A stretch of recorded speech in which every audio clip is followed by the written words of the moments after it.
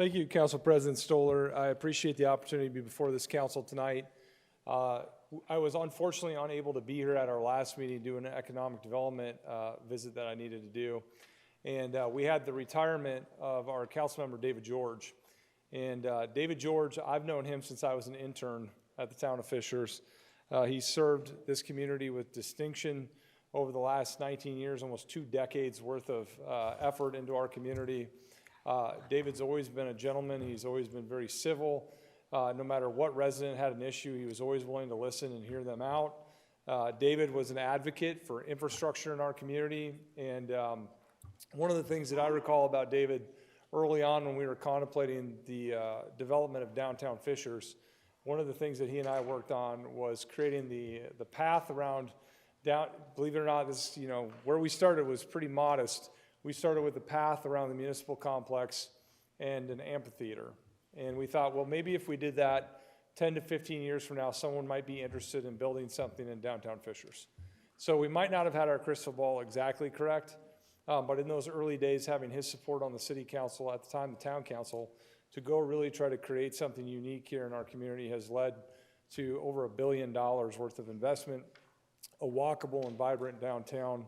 And he was a staunch advocate for his district and his neighborhood, and an all-around good team player on the town council, and always cared about our employees, which I appreciate very, very much. So tonight, I just wanted to pay my respects with a small gesture from the city to maybe hang on his wall in remembrance of all those angry emails he got from time to time, or all those constituent complaints he had to deal with. But David, if you would come forward, I'd like to give you a small token of our appreciation.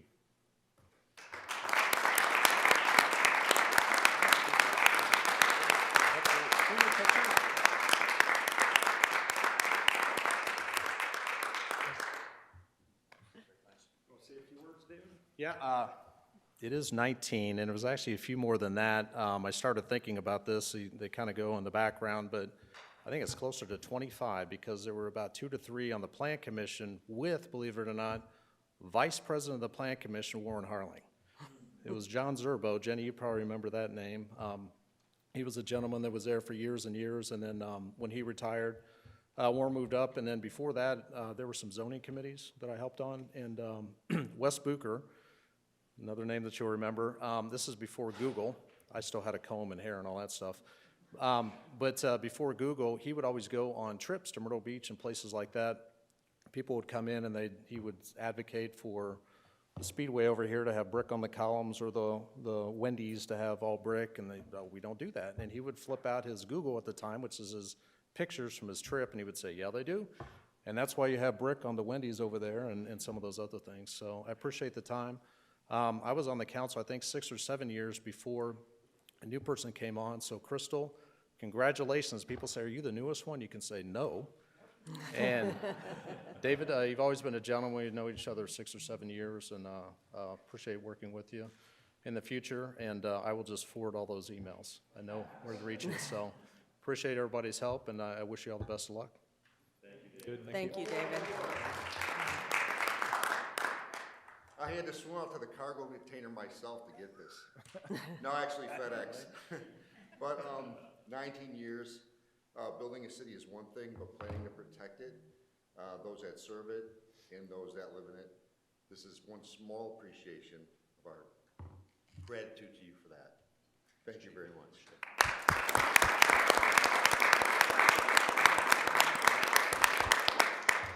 I give my best, obviously, all the policemen and women and the firemen and firewomen. They've all done a great job, and I know that we're accredited for a reason. That doesn't just happen. They've done the steps that they needed to have that accreditation and keep it. So thank you very much. Thank you, David. Thank you, David. And with that, you're not going to stick around, David? You're going to leave? No, I don't want to stick around. Come on, David, stick around. With that, I would like to congratulate and welcome David Giffel to the council. We all look forward to working with you, and I know it's been a whirlwind, and you've been drinking from the fire hose, so to speak, trying to get you up to speed here. So thank you for all your hard work this month. Thank you. I'm excited to represent the Southwest District. I do want to thank David for his years of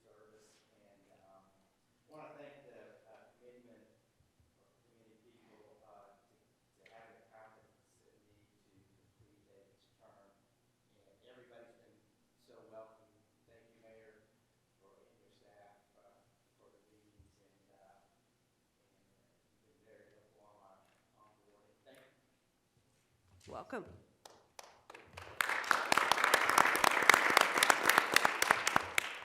Next, we have a presentation from Scott Zerazi with the Indiana Attorney General's Office.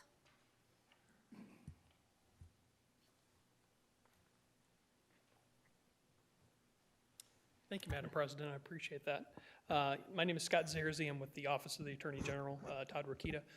When the Attorney General came into office at the beginning of the year, he started up an outreach department to be able to go out and talk to councils and service clubs and chambers of commerce. And so that is my job, is to go around and talk about what the Attorney General's office has been doing, because I'm sure that most people have the impression that the Attorney General's office just shows up and represents the state of Indiana in court, but we do actually have many programs that are applicable to councils such as yourself and also to the citizens of Fishers. One of the things we do have is an advisory board program.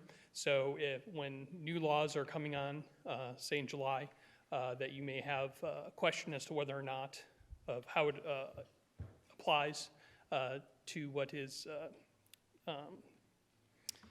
to how it applies to the city of Fishers, we do have an advisory board that will offer an opinion to be able to clarify for you. So if you work with your state legislator, we can issue those opinions and let you know how that would apply to you. We also do have unclaimed property division, which is very applicable to your citizens, which you can reach at indianaunclaimed.gov. We give back about $1 million a week to Hoosiers. We gave back $57 million last year, and we're on pace to be able to do that again. So people who have unclaimed money can go on there, and they can also search for themselves or relatives to be able to find any unclaimed money. When I started with the Attorney General's office, I found $400 myself that was owed to me, so I was able to do that. I had no idea that that money was out there, so we do have that available. We also have consumer protection department, so as I'm sure all of you know, that there are bad actors out there who do not always participate in commerce correctly, so we do have an office and a program available to citizens to be able to issue complaints, and we will investigate that. One of our newest program that we have just started, and you're going to be hearing a lot more about this in the coming year, is our new cybersecurity program. We have a person who is now dedicated to going around and talking about cybersecurity and how best to protect your data here in Fishers and personal data. And so we do have someone who's willing to go around and talk to people and educate them on how best they can protect their data. So if you know of anybody, or if you would like to have our person come out and talk to you, either as a group or individuals or part of your business. I was at Chamber of Commerce, and actually someone from a credit union came up, and we were able to connect them and be able to go and talk to them, or hospitals or any other area. So that is what the Attorney General, Todd Rokita, wanted me to be able to share with you, and I'm hoping that this is the beginning of a relationship and that it's a two-way thing. So I'd like to be able to hear from all of you about what we can do for you at the Attorney General's office. So thank you for having me. Happy to answer any questions. You're I'd welcome. just like to thank you very much for the unfound money. A friend of mine emailed me, says, I saw your wife's name on that website. So my wife says, thank you very much. Well, we were at the State Fair. We had a booth, and we had someone come up, and they found $16,000 while they were there. So that was quite a Oh, find. wow. That's as good as winning the lottery. Yeah, exactly.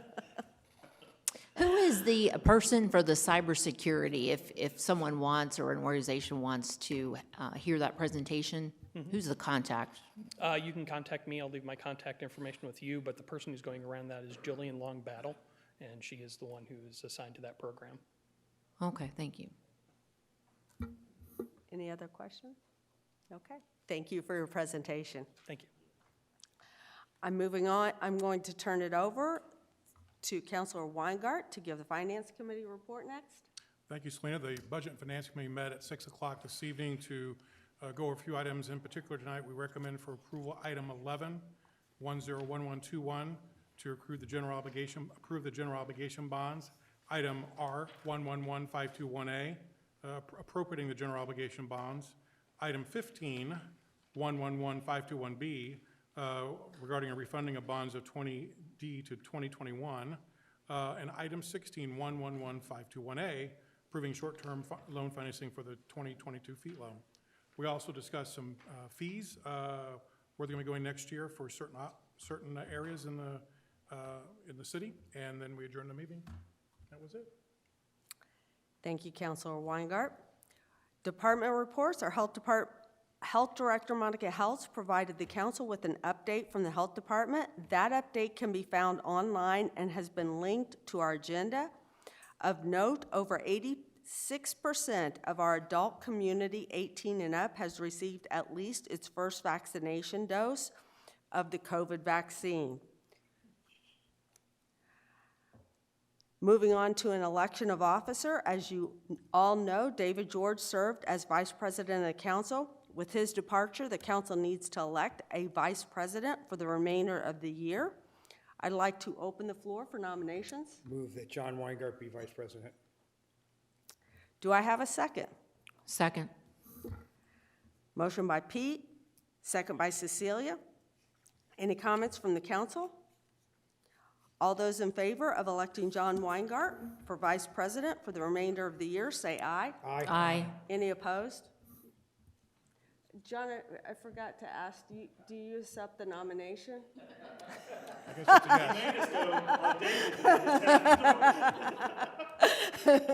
yes. Thank you all very much for your vote this evening, your confidence in me. We'll continue to move our community forward with our leadership. Thank you.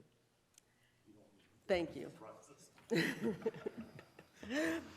The consent agenda, there's a request to approve the previous meeting minutes and a resolution, item B, a resolution of the Common Council authorizing the city controller to transfer certain funds. Motion to approve. President Stoller, I'd like to make a motion for the meeting minutes to be removed from the consent agenda, please. Got a motion on the floor, it's been first. You need a second to that motion and then discussion. So. Oh, I'm sorry. Okay. You're fine, go ahead. I think you can honor Councilwoman Veer's motion, since it's just a simple motion to remove any agenda item off of the consent agenda. It doesn't require a second. Just moving it to the end of the Just meeting, moving it right? to the end of the agenda, so we're just pulling off. So I'll You modify just my said- motion and Pete doesn't have a second, it's not on the floor. I understand that, but she's making an amendment to that motion. After we get a second, then you can. Right, but her I'll second. amendment. Okay. get So there. Pete's motion You're is right, you're second right, by you're right. Todd. I'll second it, and then And then Jocelyn is motioning to amend, to remove those. Do I have a second on the amendment? So you don't need a second on the amendment. I don't need a So second on the amendment. Jocelyn's motion will move item A off end the of the consent agenda to the end of the regular agenda item. So we'll take the meeting minutes and allow it to be a regular agenda meeting at the end. You can Okay. now Only have- item B. You can now have a motion to approve the To approve. consent agenda, which will just be limited to item B. number Okay. B on the consent agenda, I make a motion to approve. There you go. Motion by Pete, second by Todd. All those in favor say aye. Aye. Aye. Any opposed? Moving on to number 9, R111521B, a request to approve project agreement with List. I'll turn it over to Megan Baumgartner for her presentation. Thank you. For the record, Megan Baumgartner, Director of Community and Economic Development for the City of Fishers. Oh, I'm going to break it. Thanks, Tracy. The first item that I have for your consideration tonight is a new life science company that is considering Fishers for its first home in Indiana. List Labs we just went through this, they manufacture microbes or small bacteria, single cells for the treatment of diseases and illnesses. They are now owned by a larger company in Korea called Genome & Company. Genome purchased List Labs with the sole purpose of trying to bring manufacturing operations back into the United States for a better supply chain and better pipeline management. So we met with Genome and Company and Les Labs a few months ago to talk about their plans for expansion and manufacturing within the United States. And this was a perfect opportunity with the Fishers Life Science and Innovation Park that the City Council approved our purchase of. So Les Labs is planning to invest about 110 or between 110 and 125 million dollars. They plan at the beginning about 200 jobs, $70,000 average salary, so very similar to what we saw with Stevanato's project. The first phase is a 110,000 square foot facility on the north part of the Fishers Life Science and Innovation Park. Just to kind of orient where this is, Stevanato is going in the southeast corner of 126 and Cumberland Road of the park. You'll see a bunch of dirt moving out there right now. We're filling in that pond, and then Les Labs will take the area to the north. So similar to Stevanato, the city, for your consideration, we're asking to provide 15 acres of that land to Genome / Les Labs. There's a provision in there that says that if they don't expand within, I believe it's 5 years, there's a certain amount of land that they give back to the city so that we can then continue to recruit new companies to Fishers. Even with this 15 acres that they are going to take for this project, we still have about 8 acres that we're going to be able to utilize to recruit new companies to Fishers. Additionally, we're providing a personal property tax abatement. So they're estimating about $65 million of eligible personal property. So again, this is personal property that goes inside of a building. And so for this project, we're requesting a 15-year, 50% of waiver of those taxes for the personal property, which is about $3.7 million.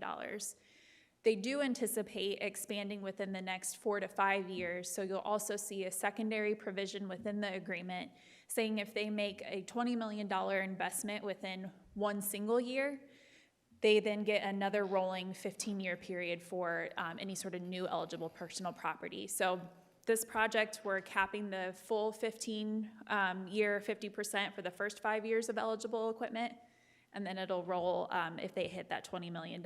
So unfortunately, since their team is in Korea, they weren't able to join council, but we were able to speak with them earlier. And I'm happy to answer any questions about this project. Do I have a motion to approve R11521B? So moved.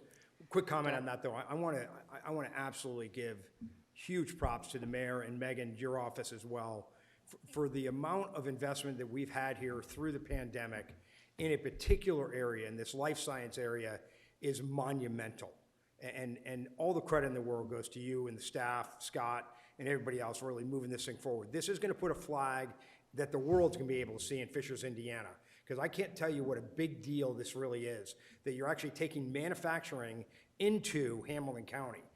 It's a high-tech engineering, or high-tech manufacturing, but still high-tech. And it's, I really can't compliment you guys enough with the work that you guys done, and Megan and your staff. So I'm happy to make a motion to approve. Thank you.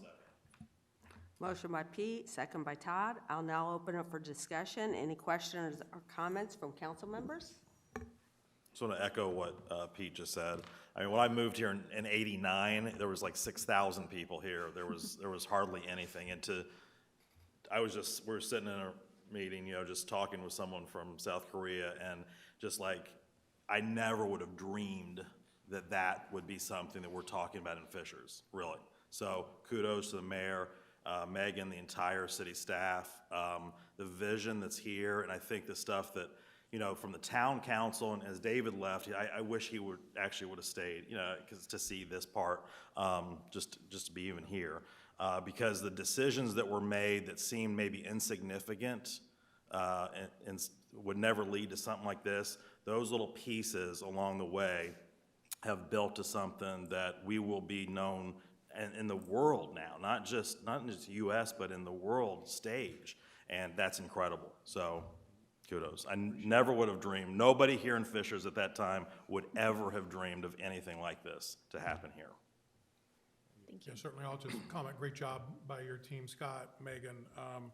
Yeah, certainly, I've been here since 1992, and you know, the big deal in Fishers in '92 was the Pizza Hut and the Psalms, and it's come a long way since.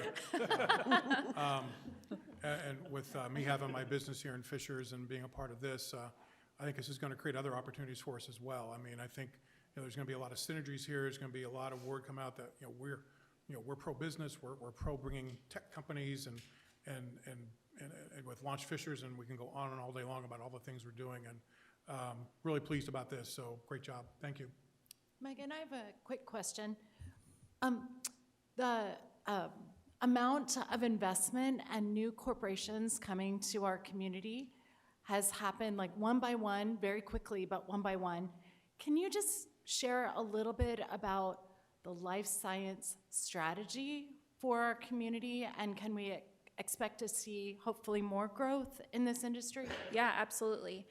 So we have found a lot of success to date in this contract manufacturing or contract development space within life sciences. And so the next project that I'll present on, Jenizen Labs, was one of those first companies that we got acquainted with of an existing life science presence in Fishers.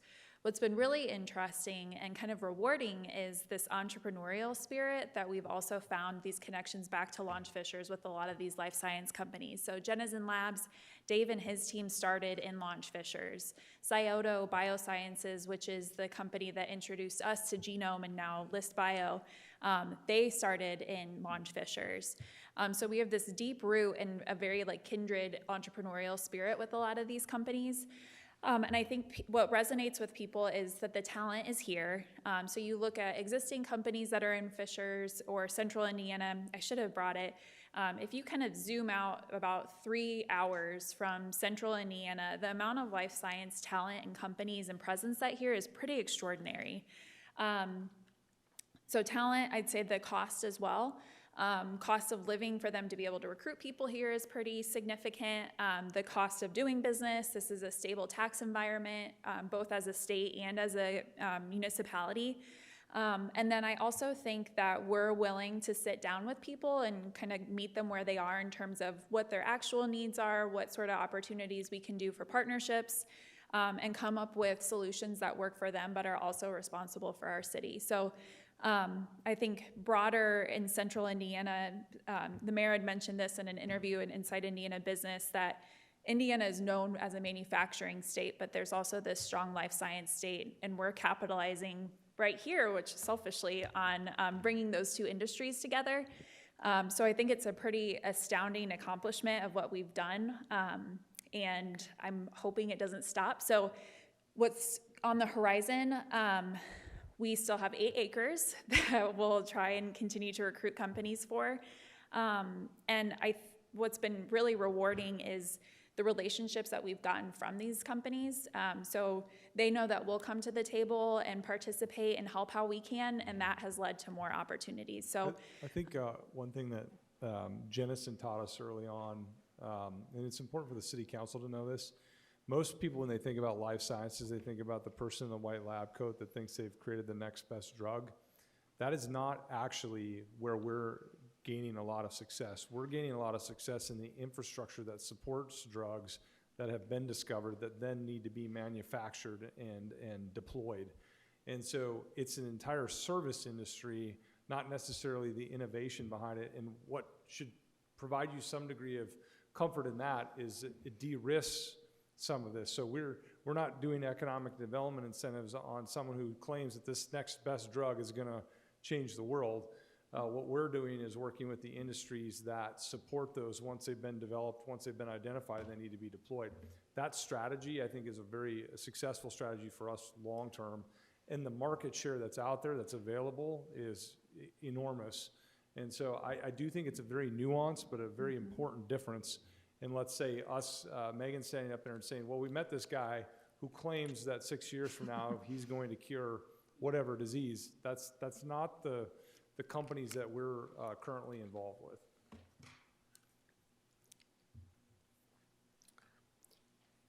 Thank you for that. I'll now call for a vote. All those in favor of approving Resolution R11521B, say aye.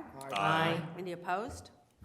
Moving on to item number 10, R111521C, a request to approve amended SB 1 for Genzen Labs. And Megan, can you tell us about this one as well? Yes, again, Megan Baumgartner, Director of Economic and Community Development. So on the same life science trend, we have a company coming back to council with success in hiring new employees and expanding their investment. So Genzen Labs, we brought forward to council in April of 2020 for their initial investment in Fishers. So they vector production, we were joking about the Novaya back here, but so vectors production and viruses that helps with targeted gene therapy. So they had an initial incentive package that they had received from the state of Indiana. They're exceeding that headcount and investment. Came back to the state, and when we were looking at our statement of benefits, that SB1 that council approves for each abatement, the investment amount was capped within that previous statement of benefits. So the request tonight for council is for us to be able to expand that statement of benefits to then go from, I think, $7.8 million previously to now $30 million to allow for their expansion. And before we take any questions, I'd love to bring Dave Wilhite up, who is with Genzen Labs, just to share a couple of words.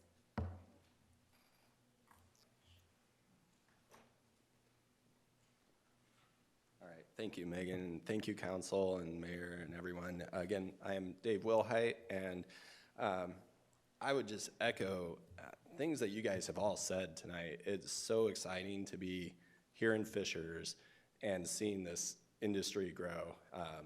We are a contract development and manufacturing organization, and we've been here in Fishers for 1.5 years now, and our leased space for 1.5 years. We've been here, as Megan said, and launched Fishers longer than that. I've lived in Fishers for 13 years now, and so to see this industry that I've been a part of my entire career setting up this foothold here in Fishers is just really exciting. One thing that you guys may not know is that the industry has taken notice in life science blogs and things that I'm guessing you guys don't read on a daily basis, but they have actually written an article about what's going on in Fishers, Indiana. So that's very exciting, and so again, I just want to say thank you for considering this amendment, and thank you for all that you're doing for the city. Thank you.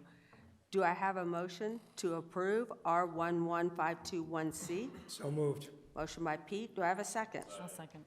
Second by Cecilia. I'll now open it up for discussion. Any questions or comments? The only comment I have is, can I get a copy of that article that they wrote up about Fishers? I would love to see that. So that's my only comment. Congratulations on all the success, and certainly appreciated every comment you made upstairs. And again, great job, guys. Selena, just for the record, I think it was second by Todd or Crystal. It wasn't me. I think it was Crystal. So. Second by Crystal.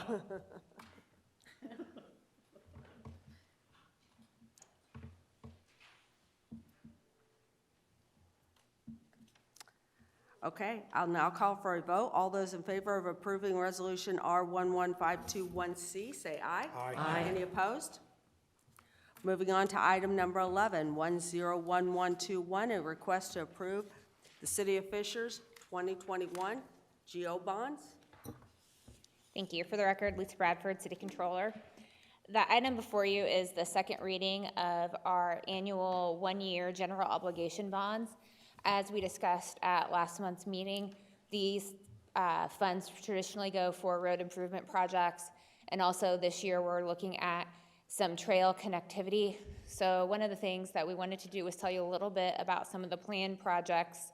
So the funds will be used hopefully for Southeastern Parkway and Cynthia Ann Road roundabout construction, Cumberland Road widening, 106th and Hoosier roundabout design, 136th Street widening between Southeastern Parkway and Cynthia Ann Road, Olia Road and Southeastern roundabout design, 126th and Southeastern roundabout design, and then again, just a lot of miscellaneous gaps in our trail connectivity, such as Eller trails and some 106th Street to connect to the Nickel Plate Trail, or 131st Street to connect to the Nickel Plate Trail.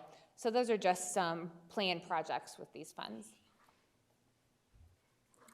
Thank you for that. Do I have a motion to approve ordinance 101121? So moved. Second. Motion by Pete, second by John. I'll now open it for discussion. Any questions or comments from the council? Lisa, thank you for the rundown of those projects. Can either we see those in writing, or can the meeting minutes? I tried to keep up with you, and Yeah, I did not. I can provide the list to Jennifer that we can attach to the meeting minutes. That would be great. Thank you. Okay. With the timelines would be great too. I'm getting emails from constituents that they're wondering whether their neighborhood or their road is up for resurfacing, so that would be helpful just to know. We can Thank you. provide that. And then a lot of the projects that Lisa listed off, those are federally funded projects that have a calendar associated with them. The money that we would be putting in is just the local match, which is usually about 20%, or we might be paying for the design. So there's a calendar that'll stretch out quite a ways. Just because we're funding elements of it this upcoming year doesn't mean it's getting built this upcoming year. So we'll Try to put a that calendar together. and kind of what the timeline looks like between design and construction. Thank you. That'd be helpful. Okay, I'll now call for a vote. All those in favor of approving ordinance 101121, say aye. Aye. Any opposed? Moving on to item number 12, R111521A, a resolution appropriating the 2021 GO bonds. Thank you. For the record, Lisa Bradford, City Controller. This item ties into item 11, so now that we have authorized the general obligation bonds, this allows us to appropriate, or gives us the authority to spend those funds on the projects we discussed. Okay, and we have a public hearing on this. Seeing that we have a public hearing, I'll open this for public comment. Do we have any comments? Anyone wishing to speak from the public? If you move forward, we will allow you 3 minutes. Please state your name and address. Seeing none, I'm going to close the public hearing. Do I have a motion to approve? So moved. Motion to approve. Do I have a second? Second? Motion by Pete, second by Cecilia. I'll now open it for discussion. Any questions or comments? I'll now call for a vote. All those in favor of approving Resolution R111521A, say aye. Aye. Any opposed? Moving on to item number 13, 101121A, an ordinance of the City of Fishers amending rates and charges for the use of services rendered by the City of Fishers Sewer Works. This is second reading, and I'm going to turn it over to Chris Greisel for his presentation. Thank you, President Stoller, members of the council. For the record, Chris Greisel, City Attorney, here presenting on the second reading of our amended rate ordinance and what's looking to be hopefully one of the final actions we take with respect to this acquisition. As you may recall, during our last council meeting, we held a duly noticed public hearing for the adoption of the fee ordinance that's before you here tonight. As a general reminder, the City of Fishers is not raising the sewer rates for purposes of this acquisition. Instead, the proposed ordinance before you simply incorporates HSC's current tariff into our rate base. So if you're a current HSC customer paying HSC rates, after this acquisition, you're going to be paying those same rates, but to the City of Fishers utility. Conversely, if you're a City of Fishers sewer utility customer today, you're going to be paying those same rates to the City of Fishers sewer utility tomorrow. I am happy to report that since our last council meeting, we did receive approval of the transaction from the Indiana Utility Regulatory Commission. So with this action here tonight, and then one action that I'm going to have later on in the agenda, we're going to wrap up the local processes for this acquisition. Right now, we're tentatively scheduled to close sometime in late December, and we're going to communicate that appropriately as we get those timelines further established. So with that, I'm happy to answer any questions you may have. Do I have a motion to approve ordinance 101121A? So moved. Second. Motion by Pete, second by John. I'll now open it up for discussion. Any question or comments from council members? Seeing none, I'll now call for a vote. All those in favor of approving ordinance 101121A, say aye. Aye. Any opposed? Thank you. You're welcome. Moving on to item number 14, 101121B, an ordinance of the City of Fishers amending chapters of the Code of Ordinances. I'll now turn it over to Lisa Bradford for her presentation. So thank you. The item before you was introduced last month, and it involves a variety of ancillary rate changes for different departments, such as the engineering department, planning and zoning, the health department, and EMS. As you guys had asked last month, we did attach that list that tries to compare what was the prior fee to the current fee. Just as a little caveat, it's kind of hard to compare some of them because they're not exactly one-to-one. Some things got condensed, some things got spelled out, but we tried to give you guys overall the general rate changes. As we discussed, most of these have not been increased in probably 5 to 10 years. So as we move forward, our goal is to reevaluate these fees on a more annual basis and make sure we're staying very current with our fee structure. Thank you. Do I have a motion to approve ordinance 101121B? So moved. Motion by Pete. Do I have a second? Second by Todd. I'll now open it for discussion. Any comments or questions from council members? Seeing none, I'll call for a vote. All those in favor of approving ordinance 101121B, say aye. Aye. Any opposed? Moving on to item number 15, 111521B, an ordinance of the city, an ordinance amending the City of Fishers refunding bond from 2020D. Lisa? All right, thank you. As you guys may recall, in 2020, we undertook and approved a variety of refunding bonds. So just as a refresher, you can refund certain bonds within a certain time period, and there were some advantageous interest rates last year that we took advantage of. This GO bond was not at our kind of savings threshold at the time, but we went ahead and approved it just in case it flipped. It did not really flip to be advantageous to refund until this year, until 2021. And one of the things that we want to do is basically change the name from Series 2020 to Series 2021. So the only change in this amendment is the year change. There is nothing else that's changing about this. It just allows us to refer to this bond as a 2021 bond. And for that reason, since it's just a name change, we are asking if you would please consider suspending the rules and passing tonight. I'm going to make a motion to suspend the rules and approve on first reading. I'll second it.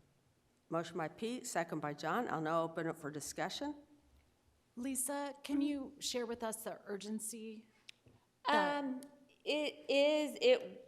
now, we're looking at packaging the refunding with the one-year GO bond kind of together and getting those together with it.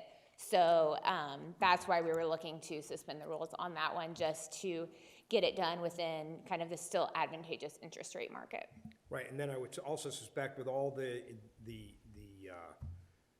what am I trying to say? The inflation that's been currently going on, we're obviously worried about bond markets because the bond markets at some point will be affected. Yeah. And any movement in bonds is going to go ahead and affect our payback on that. So anything we can repackage now, is that correct? I want to clarify something. So this was already prior approved by Yes. the city council to do this. Right. Yes. The only step here is she's We're just literally changing the just year. changing the name. Yes, that- yes, We're I'm just literally changing the name. It's already been. Still, everything I said Yeah. still applies. Correct, though. Yeah. but I guess, the pros and cons, right, are, one, we might find ourselves in an unfavorable interest rate environment, which costs more taxpayer dollars. The risk of you suspending the rules is only that someone might have an objection to you changing the name of a bond. That's what we're considering here. Fair. yeah. I think for me, when we consider suspending the rules, I just wanted to understand why there was some urgency and why you were recommending a Yes, suspension of the and rules. this one, since it was prior approved and we just did not move on it, and honestly, it was more of a bond council recommendation. They thought it would be cleaner if it was called Series 2021. So that's why we moved it forward. I'll now call a vote. All those in favor of suspending the rules for this ordinance, say aye. Aye. Aye. Any opposed? Make a motion to approve. Motion by Pete. Do I have a second? Second. Second by Cecilia. I'll now open it for discussion. Any comments or questions from the council members? We've already had those. I'll now call for a vote. All those in favor of approving the ordinance, say aye. Aye. Aye. Any opposed? Moving on to item number 16, 111521A, an ordinance of the City of Fishers approving short-term loan financing. Lisa? So the item before you is for our fleet loan for the budget year of 2022. As you guys will recall, during the budget process, we discuss our annual fleet loan that really goes into recapitalizing the police cars that we use, the equipment out for Department of Public Works, the sanitary sewer department. And so what the item before you for first reading is our request for proposals that we received. Low bidder was Key Government Finance with an interest rate of 1.07 for our 5-year period.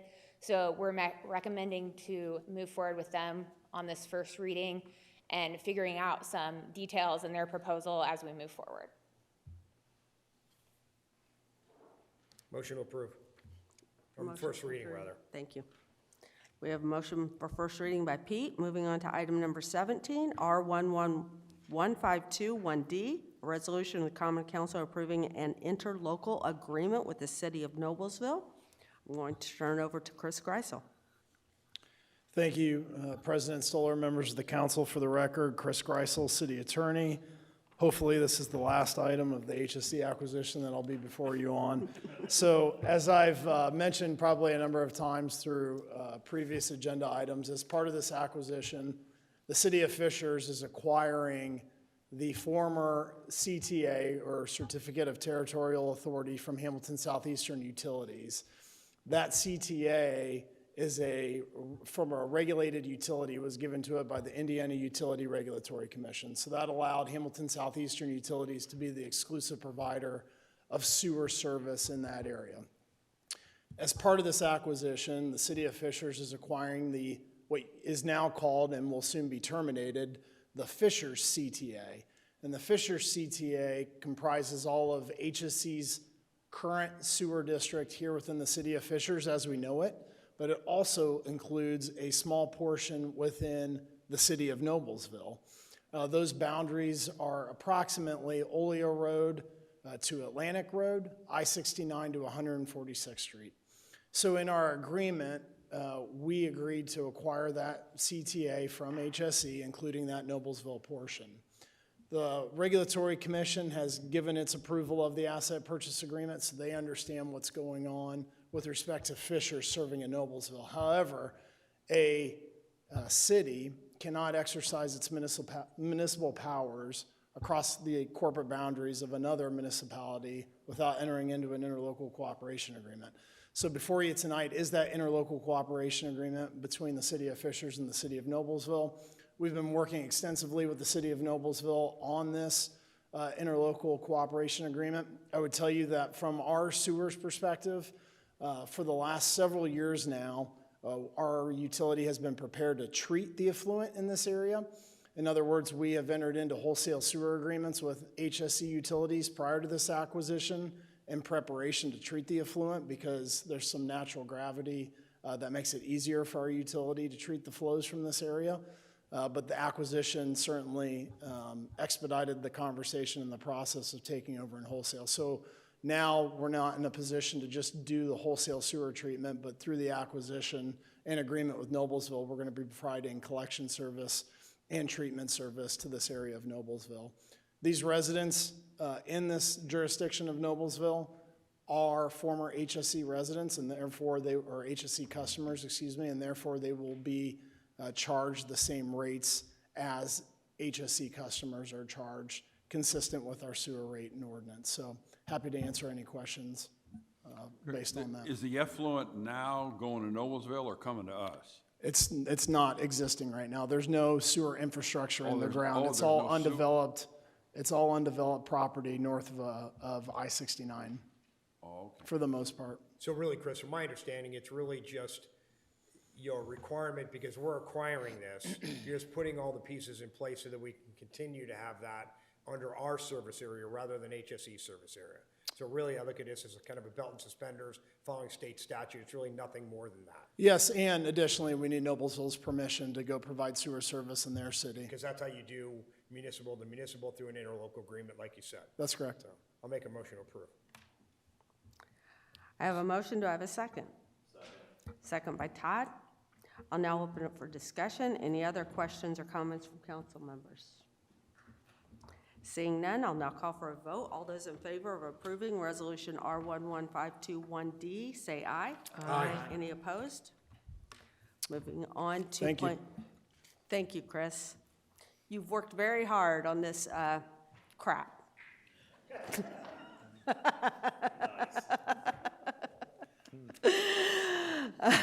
Sorry, I couldn't resist that one.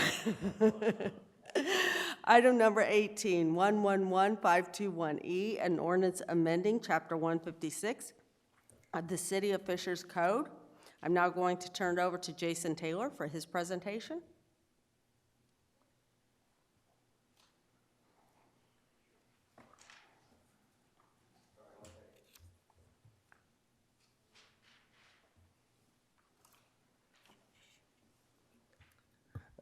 Good afternoon. Jason Taylor, Director of Engineering. Before you is the amending of Chapter 156 for our ordinance related to the road and bridge impact fees. In your packet, you would see a memo with from A&F Engineering. Essentially, this is just summarizing the work that we've been doing. The requirement by the state for road impact fees and bridge impact fees and being able to charge for those is essentially set that we have to update them every 5 years and take that to the council for purposes of our updating our ordinance. The road impact fees actually, or the impact fee study actually projects out for a 10-year, and then we update every 5 years. In the memo, you can see just the progression of where we are. We're at the point where we're finalizing this, but we want to make sure that we're ready by the end of the year to adopt these into our ordinance, because it does take 6 months before they come into effect. And right now, the impact fees, we're giving a range that it would be between the road impact fees of $370 per trip to $420 per trip. And then on the bridge impact fees, we're anticipating it to be between $15 per trip and $20 per trip.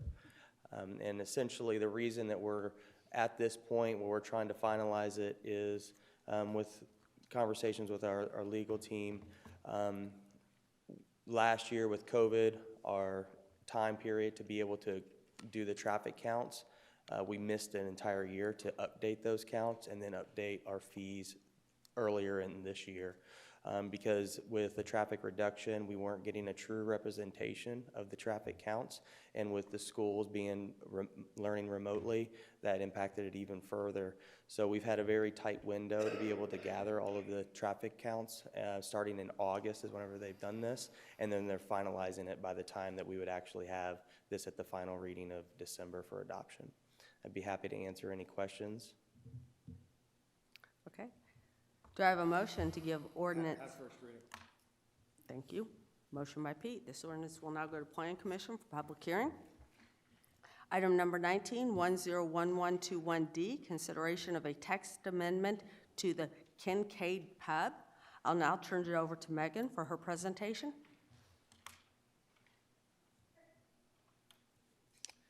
Yes, good evening. Megan Vukasic with the Planning and Zoning Department.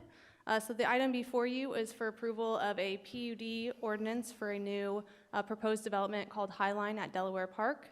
This project is located on the southwest corner of 106th Street and Lantern Road to the east of Interstate 69. The proposed development does include 280 multifamily residential units, approximately 18,600 square feet of first floor restaurant, commercial, and retail space, and then about 4,800 square feet of restaurant space. The Fishers 2040 future land use map does identify this area as employment node and neighborhood service center. This proposed development aligns with that vision and includes opportunities for professional and business offices, employment, supporting commercial uses, and ground floor retail with upper floor residential. There was no remonstration we received during Plan Commission, and a unanimous favorable recommendation was sent to City Council. The architectural elevations were approved by the PUD Committee at its November meeting. Staff is supportive of this project and recommends Council approve as presented. The petitioner is in the audience if Council has any additional questions. Would the petitioner like to make any comments? I'm going to make a motion to approve. Okay, do I have a motion by Pete? Do I have a second? Second by Todd. I'll now open it for discussion. Any comments or questions from council members? Yes, I live less than a mile from that development, and it's been empty for a long time. When I first heard about it in the IBJ back in August, I started talking to some of my neighbors, and I couldn't find one that wanted that there.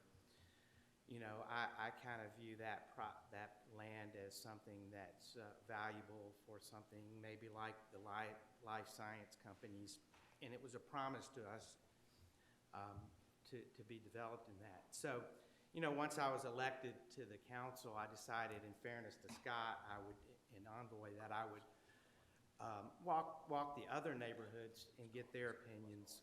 So I probably banged on over 100 doors at random. I picked sample spots, and I think I got 3 slammed in my face, but I talked to 44 constituents face-to-face, and of that, 66% did not want these apartments. You know, some of the comments were congestion and traffic. The school traffic is already a mess right there. More apartments aren't needed or wanted. I wanted a business to be in that area. We're growing too fast. We already have enough retail around us, and you know, I even had some people say, my input doesn't matter, the decision's already made. So, I had one couple people say it had a boxy feel to it. So, you know, I'm going to vote nay based on the constituents that I talked to on this project. Thank you. Do you have any other comments or questions? I do have a question, Megan. I go back to the 2040 plan and the land use that we just updated just a few months ago. And this area was designated, again, I think that was just in June that we updated the 2040 plan. And this was considered commercial or employment node. Correct. So the change in zoning or the change to residential here is dramatic. Can you help me understand either why this wasn't on the radar screen just a few months ago, or again, I go back to that 2040 plan because I know a lot of time and effort went into it. I feel like I need some sort of rationale of this change up. Yeah, so the 2040 plan, that employment node and neighborhood service center, that does support ground floor retail with upper floor residential. So if you go to those land use descriptions in the 2040 plan, it doesn't support residential outright in what you would typically think of residential, but when it's incorporated into a mixed use development, it does support those types of uses. Okay, that's good. So, and I'll echo David's comments too. Maybe some more clarity on that, because like I read it, I'm not seeing residential popping up from those maps or those descriptions. And that means our citizens aren't, right, they don't know what to expect in that area. And I think generally we expect what's already there and what it already feels like. And maybe this is what you're getting to, David. It doesn't feel like this type of project fits with what's already been developed there, which is all, like I used to work just down the street from there, and I'm very familiar with that area. So thank you for the clarification about what employment node means. I think in conclusion, I'd like to do a better job communicating to residents and fishers kind of what the vision is for some of these areas in our community that are not developed yet. Do we have any other comments or questions? Yeah, I'd like to give a little personal history on these kind of things. When I was a mayor in 2008, over 12 years ago, a company would come with their list of 10 demands or requests, whatever they'd like. And out of those 10, the word employee was never mentioned. And I move up here and get elected to the city council. In the last few years, when we go into executive session and meet with these companies, their list of 10, number two is, what are you going to do for my employees? And I don't want to go, the one gentleman that was 65, that was so funny to go over that discussion because his generation didn't understand it. But when companies come in now, they ask us, where's the closest residence for them? Apartments for their beginning employees. Where are the restaurants for them to go to eat so they don't have to get in a car? And the biggest thing is walking paths. How can they walk around? And it was kind of eye-opening for me, because I've done like the mayor's done for 4 years, traveled the world negotiating Japan and da-da-da-da, and none of those companies in my 4 years ever cared about their employees. Because all they cared about was the money that was going to be given to them, da-da-da-da. But the last 2 or 3, 4 years, they care about their employees. And the cities, if they don't respond to that, they move on to someplace where the cities are going to take care of their employees.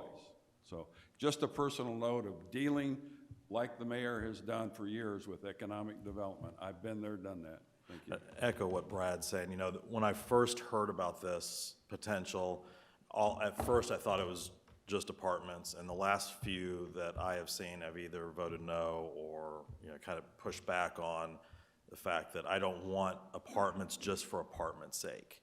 But once I was able to walk the property, see the success of even the yard, I think that that helps with the economic generator and see, like, okay, is there a purpose behind this other than just housing? Like, what's the purpose?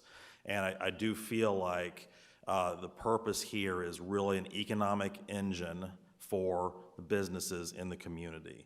And while I understand there is some hesitancy, I get that. I hear that from people. I don't believe David or Jocelyn or whoever are sitting here just spouting off stuff just to be against it. I mean, we do hear those things. However, I just take it more of had the vision. We got to make sure, you know, as we continue to build as a city and be able to attract what we've just witnessed here firsthand, we have to be innovative and we have to take some risks. And I think this is a measured risk that will do pay off dividends for the community. So I'll be in favor of it.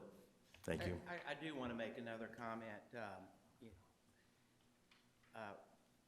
The ones that did like it, they love the yard, you know, and even some that said they didn't want that there, they like the yard. The yard is the Fisher's Marketplace.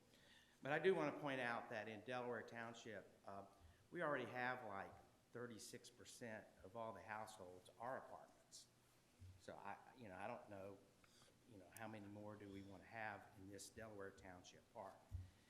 And so I just want to make a point on that. Well, certainly from my perspective, looking at where this is going to be located, I have a number of young people that are part of my CPA firm, and right now, for whatever reason, I have folks that live in New Palestine. They want to move here because they want to be closer to my firm. They don't want to be spending 30, 45 minutes in a car every night after working a few extra hours from January to April. So this is, we start talking about that, there's some excitement there, at least amongst my team and my CPA firm. Also, I talked with folks over at Knowledge Services about this, said, is this something that would be attractive for your employees to have this type of apartments and retail and restaurants? And they were very excited about that. You look at the other office buildings that are in this park, if you will, they're looking for the ability for their workers to walk to and from work every day, and also to have a nice restaurant to go to. I could even see, the teachers that work at Landerone Elementary walk across the street, have nice quality apartments to live in. So I just look at this as something that I think will make this area in the Kincaid area much, much better, not only for them, but also for Cross Point. So I'll be voting in favor of this evening. Thank you. Just quickly, and Megan, I asked this of you before the last planning commission meeting. We had gotten a study done about apartments, not only nationally, but the state. So I want to make sure everybody's dealing from the same basis of fact, right? I'm happy having discussions whether you like or don't like apartments, whether you think they're great or you don't think they're great, and I understand residents have their opinions. But what is irrefutable are facts. So if you could please make that particular study that we had done, that includes, I think, everything, doesn't include this project, obviously, but includes everything where the shovel's in the ground currently, in that thing, will show that we are not over-apartmented by a national standard, nor are we over-apartmented, okay, on a state standard. I believe our most close neighbor to the west has more apartments than we do per that study.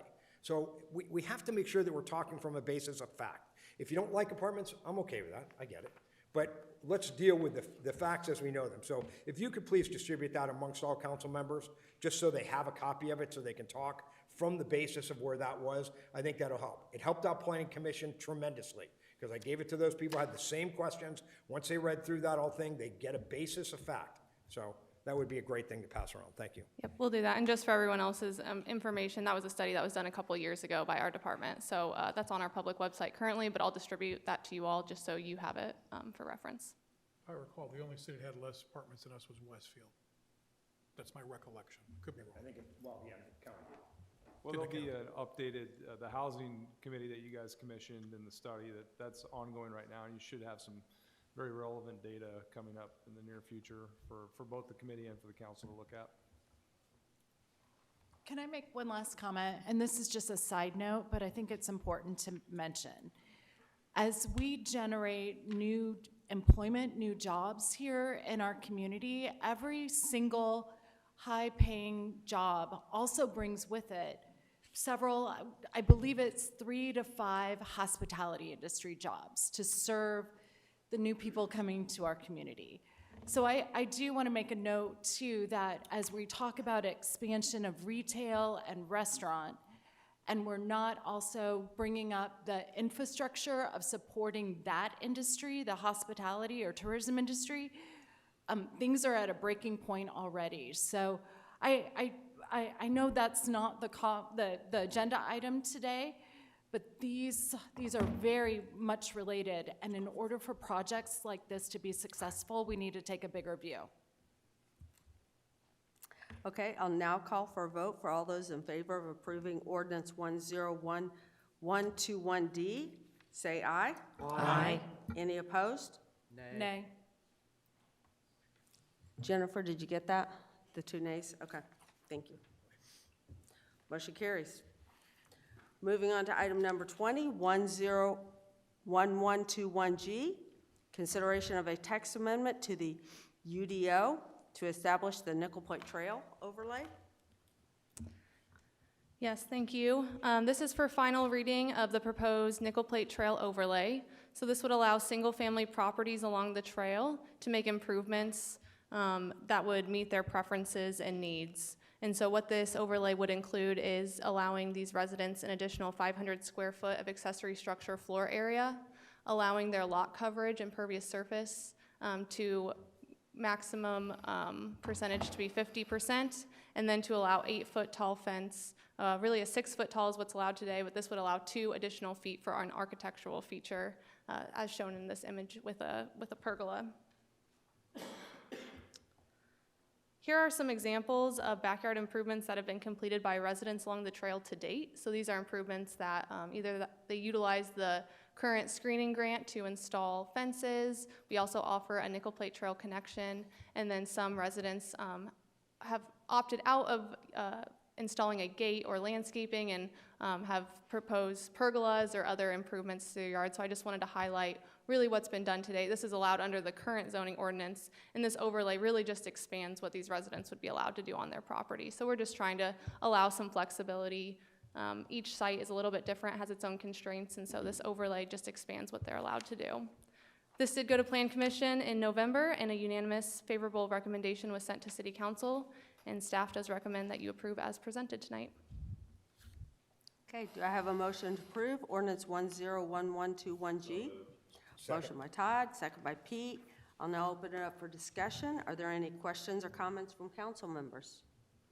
The only comment I'll make is just there was some remonstrance in planning commission that was talked about that I think Megan did a terrific job taking note of and hopefully getting back with them with their issues. Again, I saw some great press out there this week. I thought there was a great additions to that. I mean, again, this trail is now just starting to come online. We're now starting to try to activate as much as we can.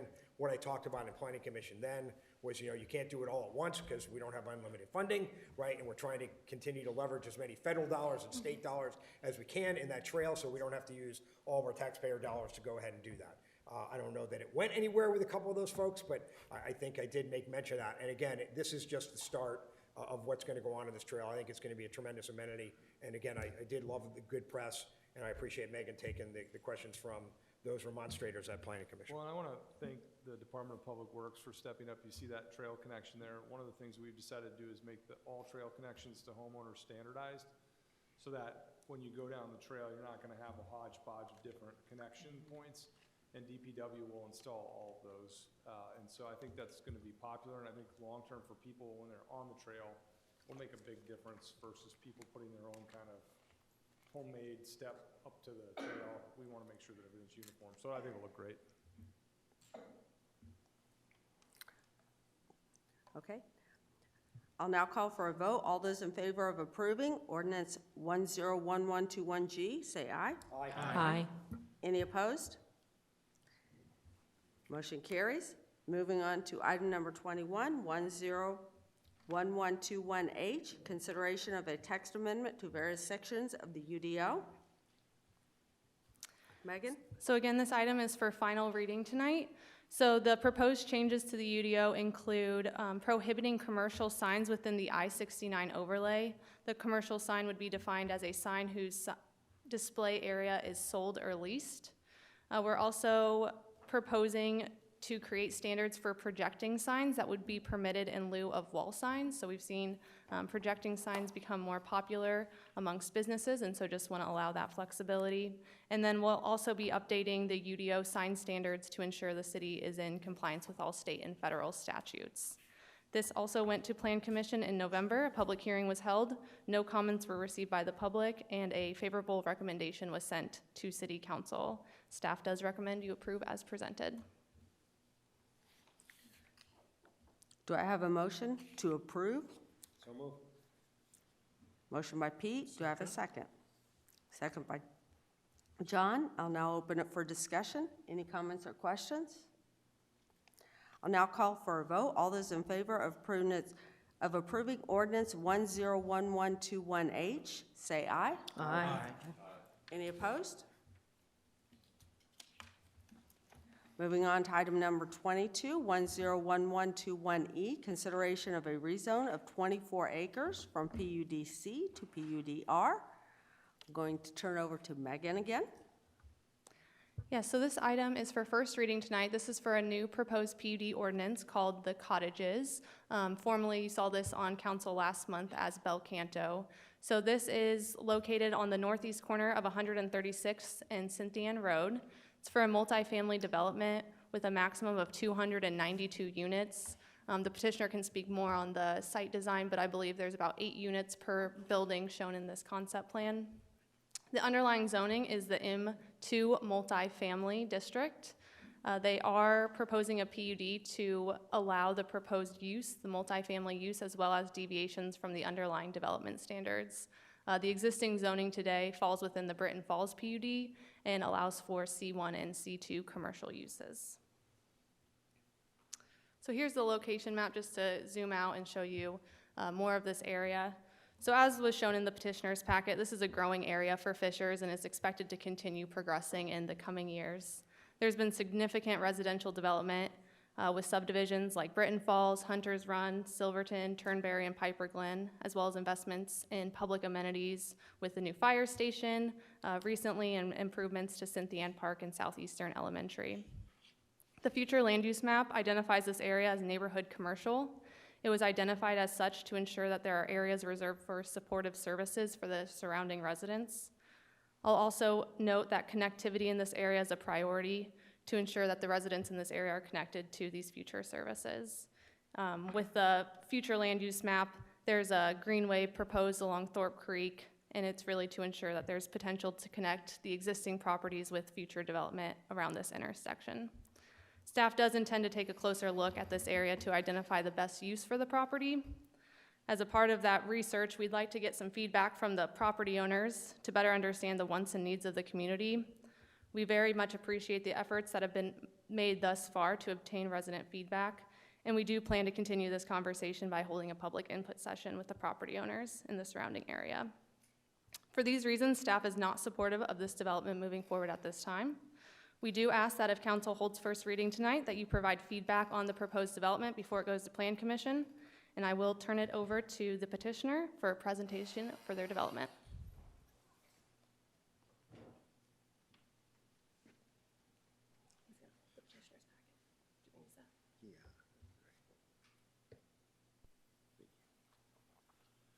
Good evening, Madam President, members of the City Council. For the record, my name is Steve Harden. I'm a partner in the law firm of Fagery Drinker and a proud resident here in Fishers. I'm pleased to be representing Bel Canto before you tonight, and from Bel Canto is Sandy Avery. She's here. She was here back in October as well, so she's back tonight. We're going to do this as a tag team. I'm going to walk through some of the land use and planning issues, and then Sandy's going to come up and talk about their project specifically. First off, I want to thank Megan and her team. There is a lot of land use thought to this area for the City Council, the staff, and the Plan Commission as we move forward. So I'm just going to walk through a little bit.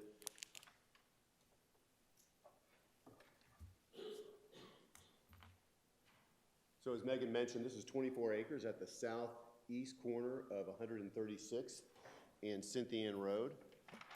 Here's a zoomed in view. So Britton Falls is down here to the south, Barrington Estates is to the east, Hunter's Run is over here to the west, and this area up here along I-69 is not yet developed.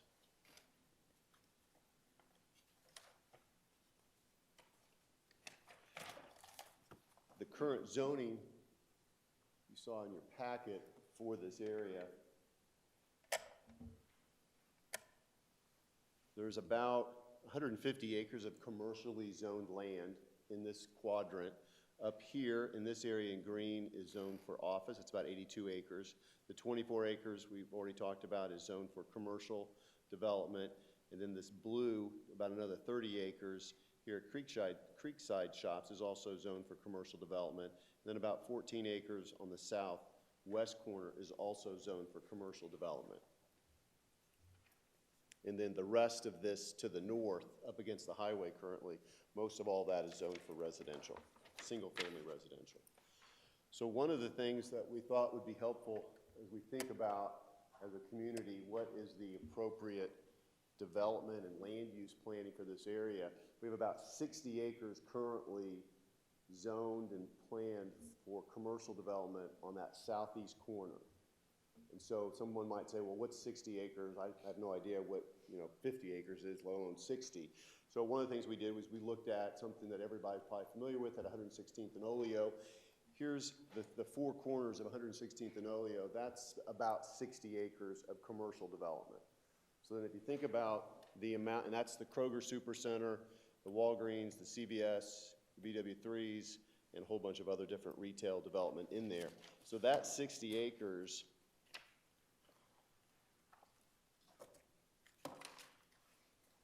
is what is currently zoned. This is about 60 acres here that's currently zoned for commercial. So if you picture 116th and Oleo, the magnitude of that amount of commercial is what's currently zoned here. And that has been zoned that way for over 13 years with no takers yet, no interest in that. So just wanted you to have that background and perspective. Also in your packet then too, this is obviously not built yet, but it's planned in the city's thoroughfare plan for a future interchange at I-69 and Cynthia Ann Road. So as we're doing land use and planning, we look forward to the future of what are some of the improvements in the area, because that helps inform what good land planning should be all about. The future land use map, let me see if I have this right. So here's the future land use map from 2016, 5 years ago, when the 2040 plan was first adopted. And this planned for about 366 acres of commercial development between 136 and I-69, including the 60 acres here on the southwest corner and the 14 acres on the on the southeast corner and the 14 acres on the southwest corner. So this was planned 5 years ago for significant amount of commercial development up against the highway in north of 136th Street.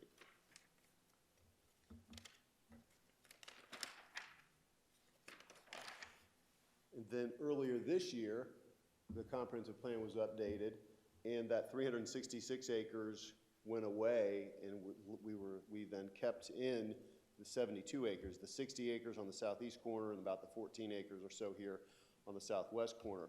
All of this other commercial that was planned 5 years ago for commercial development was changed to residential. And I went back to look to try to understand a little bit better. Went back, I think I read the minutes from some of the Plan Commission meetings, and then the then planning director had said that the reason for that change in not having commercial anymore up against the highway was because there was already a lot of commercial zoned south of 136th Street here, not just planned, but actually zoned. So in thinking about what's the appropriate amount of commercial development, the thought was, well, we've got 60 acres zoned here already. We may not need as much or any more in this general area.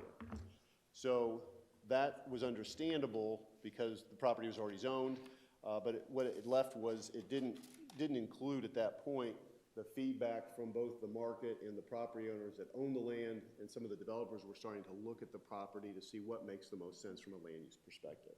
And so what we've provided to you in our materials were some suggestions about the land use. It feels like probably 60 acres or so is probably the appropriate amount of commercial development when this area eventually gets fully developed. That would allow for a potential grocery store, a variety of local offices. It could be doctor offices, dentists, eye doctors, accountants, insurance, restaurants, things like that. So the amount of acreage is probably appropriate. Our suggestion would be it might make more sense for that to be up against the highway where there's interstate rather than single-family residential here at this interchange, and that if the commercial was relocated on the future land use map to the north, away from the existing residential, that land use might make more sense. And then that would leave us, well, then why are we here tonight? What are we talking about the southeast corner for? That's because Bel Canto has that property under contract, and they're a multifamily developer, and they think that that would be a wonderful land use for that area to be on that southeast corner. And so one of the things we did in talking with the staff about, well, instead of just looking in isolation back in October as well, rather than just look in isolation about this one particular 24 acres, let's look holistically, recognizing that it's not going to happen overnight. We're not going to rush through the process, but that we do need to engage with the neighbors as well as the property owners and the businesses out that are interested in this area. And so that's what you found in our packet of materials. We would think it's appropriate land use, aside from any specific project, that appropriate land use would have the majority of the commercial, more intense commercial up against the highway where the future interchange is going to be on both sides of Cynthia Ann, keeping some of the commercial on the southwest, and then that 4 acres on the corner would have a walkable, more of a neighborhood retail feel, and then the rest of that could be some type of attached residential, so it would be down zoning the commercial to more of a residential feel. So that's some of the big picture land use and planning for the area. The Bel Canto team, we're prepared to move forward and have neighbor meetings and give some updates when we get back to the Plan Commission in January. But before we do all that, I'm going to ask Sandy Avery to come up, and I'll flip pages if you'd like to talk a little bit about Bel Canto and yourself, and we can show you a little bit more about this proposed project. Well, thank you, everyone. Again, my name is Sandy Avery. I'm with Bel Canto.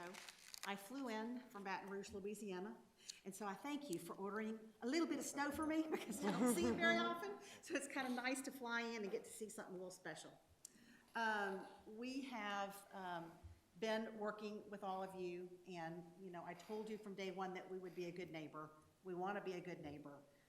We found this great piece of land, and we do think that it is viable for a good transition so that if you have commercial and you move into some multifamily and then get into some attached single family and then into the general it flows, and we do feel like this is a good use for the land. Now, our particular product that we design and build is a little bit unique. It is not the normal, 3- and 4-story walk-up with long hallways and common area doors and external stairwells. These are all cottage buildings. There are approximately 8 to 10 units per building with tuck-under garages on the first floor. Everybody has a first floor entry, so no one shares a hallway. You walk from your car or from your garage to your door. Your door goes upstairs or directly into your living room. So these are condo design products that we're building and putting into the rental market. So it's not your traditional apartment. They're larger. They're designed more as a condominium for sale product, and then we rent them. We are targeting a demographic. What we have found is that this product typically looks for a more mature audience, which is one of the reasons we've selected this location. There is a more mature audience for this. These folks are moving into a new home. They're moving out of a home and downsizing. They're relocating, coming into the city. They're relocating out of the city, and they need a place to live because they sold their home before they need to move. So this is somewhat transitional housing. It's also those professionals who work in the medical field, who want to be close to the hospital, who do not want to be in an urban environment. They don't want walkability. They want to leave, get in their car, drive home, just like they owned a home. I know many of you have probably all lived in an apartment at one point in your life, and some of you will again. And we're looking for that target market that says, you know what, I don't want to be in the city. I want to feel like I'm going home. I want to feel like I own it. I want to be invested. I'm going to drive home. I'm going to be in the peace and quiet. I'm going to sit on my patio. I'm going to have a glass of wine. I'm going to watch the snow. And I'm going to meet my neighbors, and I'm going to live there for a long time. And so while we do have these transitional folks moving in and out, we also have those in the medical profession and the tech profession. We look for, sometimes there are people who want to live in Del Webb, and maybe that's not applicable for their lifestyle. At some point, they can't take care of their yard. Their spouse has passed away. They're single. They want to be connected to their social friends. And so, my next door neighbor moves into Del Webb, but I'm single and I can't afford to move to Del Webb, but now my friends are moving near. Well, I want a place too. I want to go live near my friends. I don't want the house, but I need something that feels like a home. And so again, we're trying to build something that is not your traditional 19-year-old moving into their first apartment and they're going down, walking to the bars and this, that, and the other. We're really trying to build something that is very low density. We want to blend into the neighborhood. We want to help improve the property values of those around us.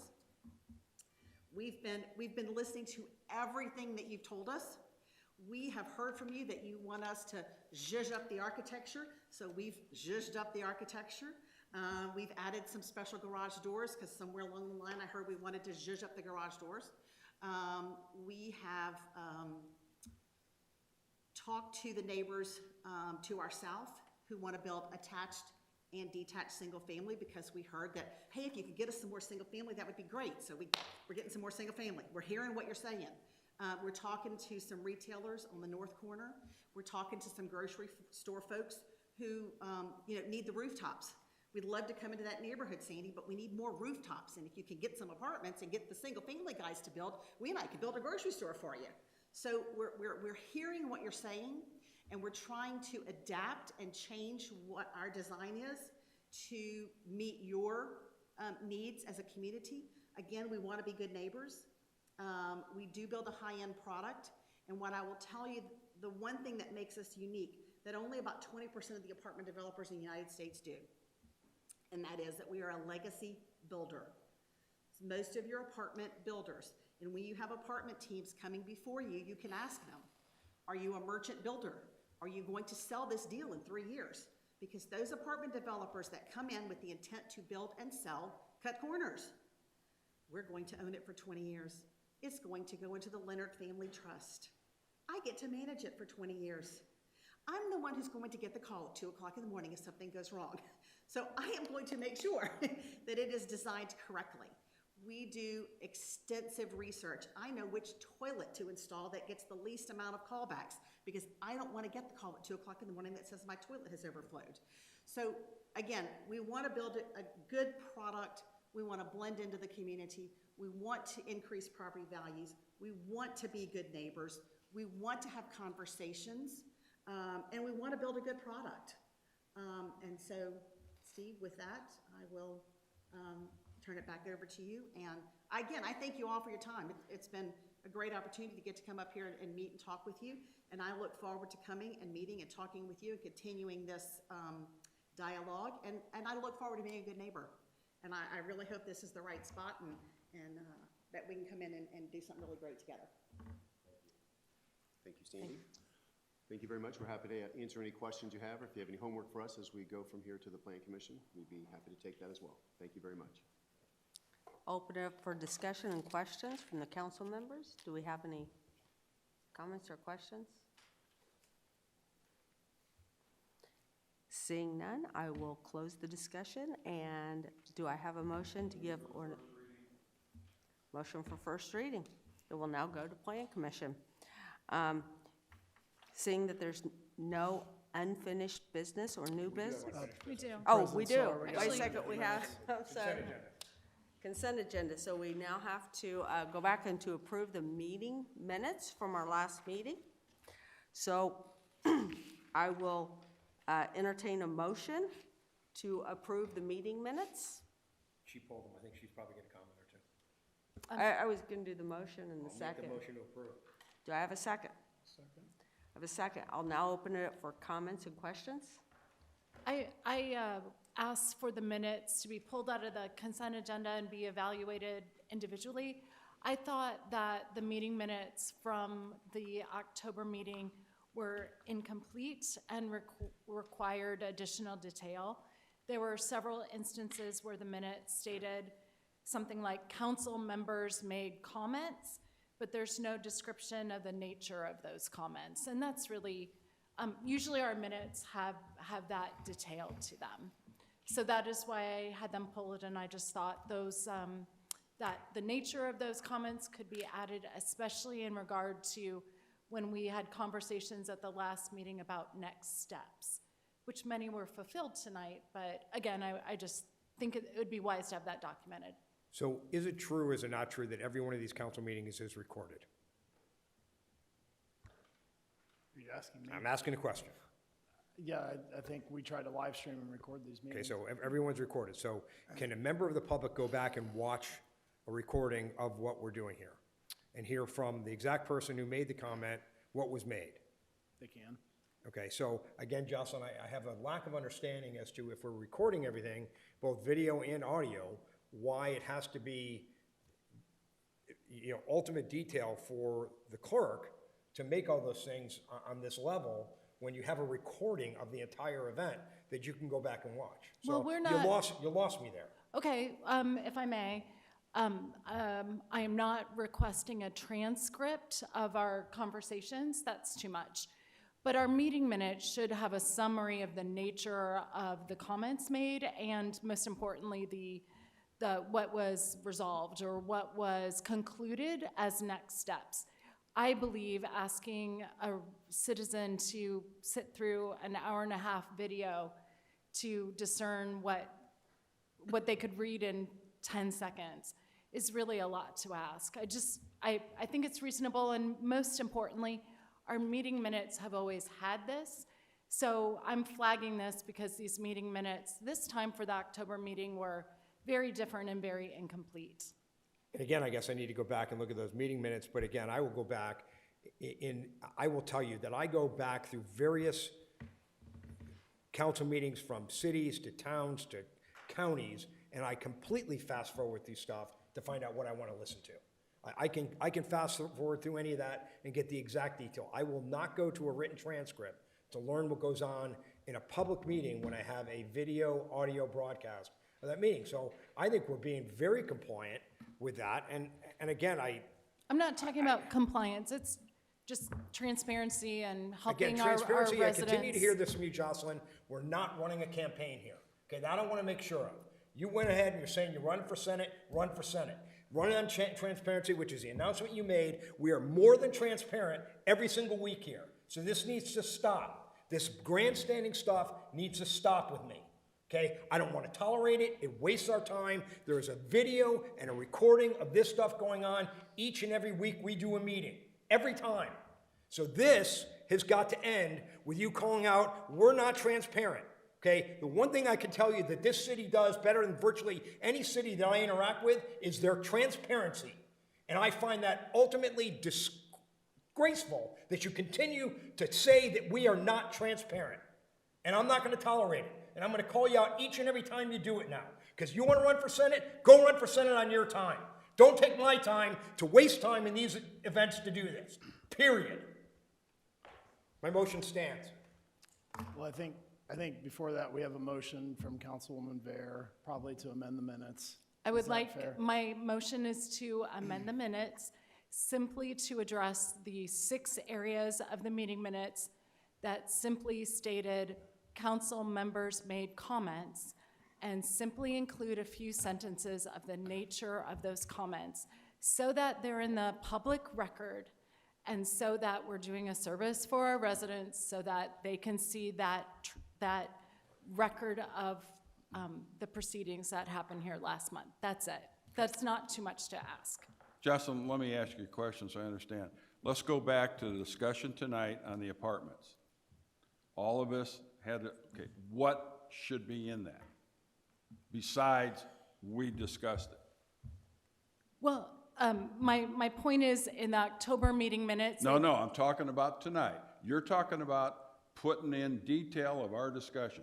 What do you expect her to do tonight for just the discussion on the apartments we had? That's a good question. I would leave that to the clerk to do that, but if I may, like, for example, to be very specific, at the last meeting, we had asked Lisa to provide additional description and information for this meeting, and it was important that that should be included in those meeting minutes so that we could follow up and say, hey, we agreed, Lisa agreed to provide additional information so that when we came to our vote in November, we had that documented. Again, my friends, I don't think I'm asking for too much. I think you're picking and choosing, and then if we say, okay, Jennifer, you pick and choose, then you won't be happy what she picked and chose. That is not true. From what I'm hearing. Has anyone read the meeting minutes? Has anyone read the meeting minutes? Never. I go to the YouTube and watch it and fast forward if I want to. I've been on the council 6 years. I assume they exist. I've never read them. Okay, well, I use YouTube and go watch this the body meeting. is supposed to approve the meeting minutes. That's our job. But I was here, so I know what was right, discussed. but citizens who aren't, my friends, I just don't think this is too much to ask. What you're and asking this is, for, the mayor would have to hire a court reporter. that to is do the not what detail. I'm asking for. I'm asking for a few sentences like, frankly, they have always been recorded until last month. I had a conversation with the clerk today, and I asked her if it was possible. She stated that her department is very busy with, the sewer, with the courts and things like this, that it would be burdensome on them to do this. She also expressed that at times we talk with our microphones off. I was doing it at the beginning of the meeting, didn't realize it. She can't translate that. She also states that people sit back in their chairs and talk. She can't transcribe those comments because they're not well recorded. And then they're not heard in the video. So you're asking her to interpret what was there last time. My concern is that interpretation may or may not be accurate, that a person would be better off going back and watching the video and interpreting if the microphone was off or if the person was leaning back, of what their interpretation is if that was not well heard within the video. The nature of the meeting minutes is to record the meeting. Okay, so we have a motion to amend. We have a motion, is there a second? Yes. Please Yeah. move on. Do we have a second to amend the amendments? I'm going to second it just from the perspective of an educator. So what I mean by that is that there is diversified instruction. I'm not going to go into the details of that, but I understand when Pete is saying we can go look at the YouTube, but just from the perspective of a read-write learner, I prefer to look at the minutes. And just to look at a summary, I don't think is a huge deal. And I know that we're getting all up in arms on the super details, and I don't think that it has to be transcribed. That's not what I'm not hearing Jocelyn say that No. either. But what I am hearing, because I did read the meeting minutes, is that it is a little bit bare bones in comparison to what it was before. And I think that my fellow counselor is saying that she'd like to see how it has been done before. Thank you, that's it. Just to be clear, I did speak with Kim today and ask her to be a little more thorough in taking the minutes if she does do it in my place. I'm happy to do whatever you want me to do. It'll take Yes. some time because I will have to go through the video myself and pick out what was said and then have Kim review it, because right now Kim doesn't have time to do it. Thank you for that offer, Jennifer. So we do have a motion to amend the motion that was made to ask for the meetings to be, the minutes to be amended. I'd like to take a vote on this. All those in favor, say aye. Aye. Aye. All those opposed? Nay. Motion fails. So now we go back to the original motion to approve the meeting minutes. I'll oh, wait a second, we have the motion. We have it, do we have a second on that one? Okay, we have a second. So I'll call for a vote. All those in favor, say aye. Aye. Aye. All those opposed? Nay.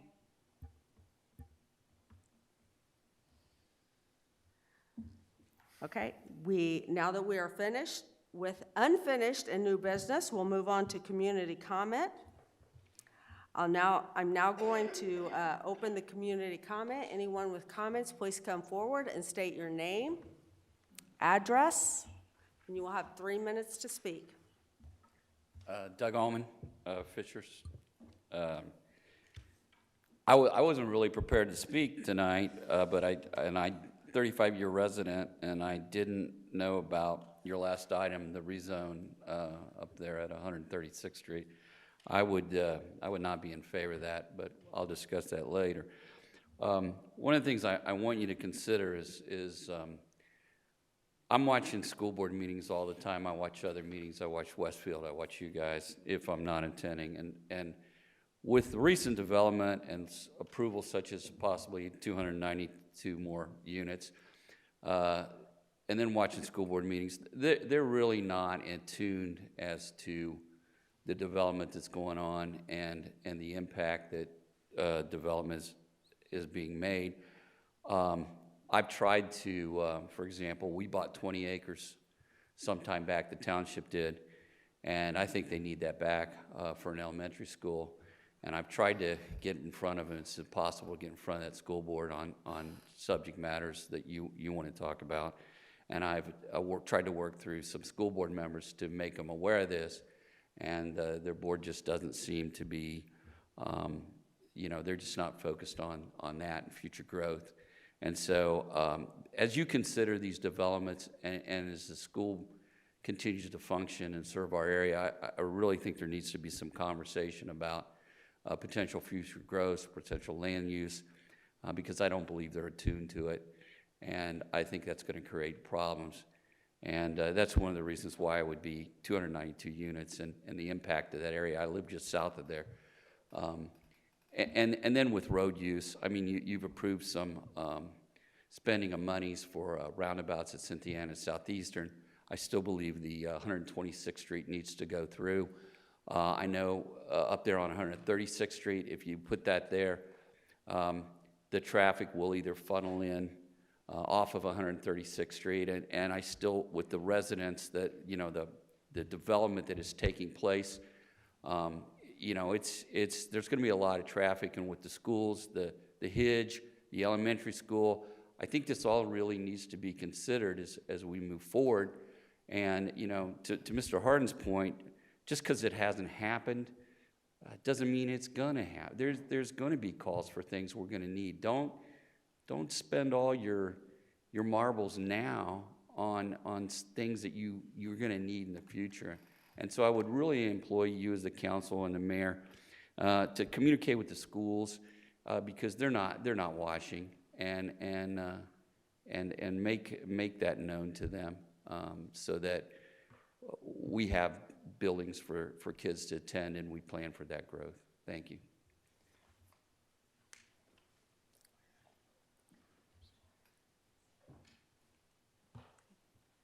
Hi, I'm Rachel Quaid. I live at 12946 Shoreline Boulevard. I also wasn't going to get up and speak tonight, actually, but finally I decided, I've been coming here for months, and I finally decided to get up and say something about all of the apartments I see coming before you guys. I come to these meetings every month, and every time a developer comes up, it's invariably another apartment or a production builder. Nothing against the production builders or apartments, but I'm wondering where are the developers of, for instance, custom home communities. Why we are getting our butts kicked in that area, and it might not matter as much to you guys, but to current residents, it does matter. Because apartments, as a realtor, I'll tell you, do not help, you know, current homeowners' home values. They don't. And I realize people are looking for workers. However, go to apartments at 75th and Shadeland or Castleton Arms, and you'll look across the street, and you're going to see help wanted signs in those windows. So having apartments does not bring you necessarily workers. There's several reasons why, you know, people can't get workers in restaurants today, but it's not because there aren't places to live nearby.